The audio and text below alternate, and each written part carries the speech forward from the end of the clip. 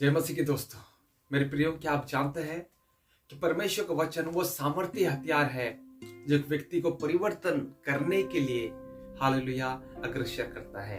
और इसलिए इब्रानियों की पत्री उसका 4 अध्याय उसका 12 पद इस प्रकार कहता है, क्योंकि परमेश्वर का वचन जीवित और प्रबल और हर एक दोधारी तलवार से भी बहुत चोखा है और प्राण और आत्मा को और गांठ गांठ और गुदे गुदे को अलग करके आर पार छेदता है और मन की भावना और विचारों को जांचता है। हालेलुया।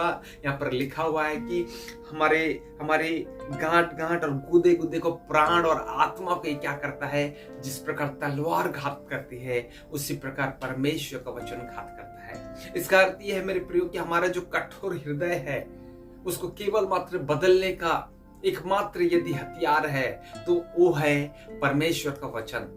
और आप कई बार सुने होंगे कि कई सारे लोग मीटिंग्स में गए, कई सारे लोग पहले परमेश्वर को नहीं जानते थे, लेकिन ज्यों ही उन्होंने परमेश्वर का वचन बहुत गौर से सुनना आरंभ किया, उनके जीवन में कुछ हलचल होने लगी और लास्ट में ऑल्टर कॉल में वही व्यक्ति जाकर कहते हैं कि हाँ, मैं यीशु को ग्रहण किया हूं। ये कैसे हुआ? केवल मात्र परमेश्वर के वचन का सामर्थ्य के द्वारा हुआ, जो परमेश्वर के दासों के द्वारा प्रचार किया गया। क्योंकि परमेश्वर के दास के प्रचार में तो कोई सामर्थ्य नहीं है, लेकिन परमेश्वर के वचन में वो सामर्थ्य है कि वो गांठ गांठ गुदे गुदे को, प्राण और आत्मा को, मन के विचारों को जांचता है और परखता है। मेरे प्रियो, सच में परमेश्वर का वचन इतना पावरफुल है कि इसको प्रचार करने का जो आनंद है वो बहुत ही बड़ा है।